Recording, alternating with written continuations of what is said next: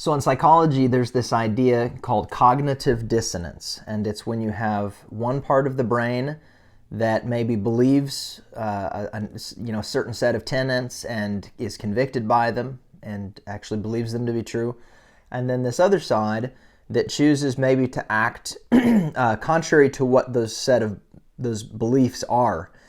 And psychologists understand that this dissonance, this kind of separation that occurs in the mind, it not only creates a sense of turmoil and just uneasiness and by way of kind of having that war in the mind, it predisposes a person to being edgy or a little more irritable, to have less energy, to not have maybe the brightest outlook or spirit in life. In addition to that, what they've found is that if a person, say, here's the beliefs that they hold and here's the actions that are in conflict with those beliefs, if that dissonance is there for long enough, then one of two things will happen. Either the beliefs will triumph over the activities that are sinful, because the brain always wants to remove that conflict. It doesn't like that conflict is there. It's an uneasy, unsettling feeling. So either the convictions will say, these convictions are going to inform my actions and I'm going to change my actions, or, and I think this is happening a lot and it's very troubling, is that the activity that they so enjoy doing, the brain trying to remove this conflict will kind of work as a lawyer to do everything it can to dismiss these actions over here as wrong. And so in the process, what happens is the convictions are actually reconstituted in a different way.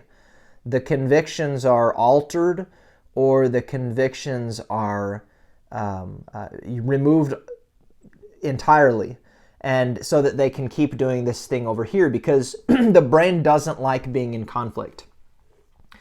And that idea is not a new idea. Humans are constantly finding out truths that are evident in the world. That's the reason why they were able to study cognitive dissonance and see that it's a reality, is because it already existed. It's not like it was invented in the 1950s when the concept first came. It's not like that's when it came about. That's just when somebody got a handle on and put into words something that I think has been known for a long time. I think Jesus said it first. He said, no one can serve two masters. This is, there's these two things. You'll either hate the one and love the other, or love the one and despise the other, is the way that he put it. And in Romans, I think Paul outlines what it looks like. He says, I do the very thing I don't want to do, and I don't do the very thing I do want to do. Who's going to deliver me from this body of death? And it's this state of being double-minded, which creates less energy and less peace and a less positive outlook on life. It's not a good place to be. And so this week in these videos, we've been asking, how does a person keep their way sexually pure in 2020? Isn't that a good question? How do you keep your way pure in a world that's like literally throwing sex at you all the time? So it's a question you have to be able to grapple with and work through. And that question, how does a young man keep his way pure? Relevant question, but it's about 2,500 years old. The psalmist, I think it was David, in Psalm 119, he asked the question. And he goes on, not just to talk about how he's filling his heart with good, but here's what he says. He says, God, I will seek you with my entire heart. that concept may be something we can quickly glance past, or not really understand the magnitude of what's being said. But